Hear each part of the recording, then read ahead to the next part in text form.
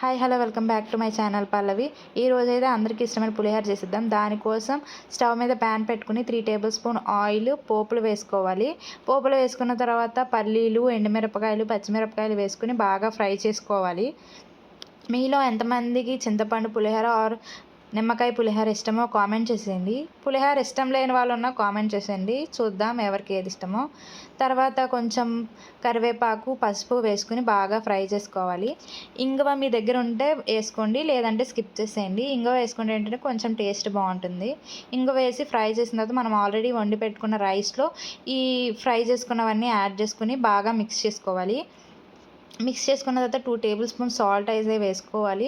వేసుకొని బాగా మిక్స్ చేసుకోవాలి. స్పూన్తో కలిపిన దానికంటే చేతితో కలిపింది ఇంకా బాగుంటుంది. నేనైతే చింతపండు హాఫ్ అన్ అవర్ నానబెట్టుకున్నాను. హాఫ్ అన్ అవర్ నానబెట్టుకున్న చింతపండులో రసం తీసి స్టవ్ మీద పెట్టి బాగా మరగనివ్వాలి. బాగా మరిగిన తర్వాత థిక్ పేస్ట్ అవుతుంది. ఆ థిక్ పేస్ట్ని మనం ఆల్రెడీ ఇందాక కలిపి పెట్టుకున్న రైస్లో యాడ్ చేసి బాగా కలుపుకోవాలి. బాగా కలిపితే మన చింతపండు పులిహోర అనేది రెడీ అయిపోతుంది. Thank you for watching. Do subscribe my channel. చిన్న లైక్ ఇచ్చి వెళ్ళండి.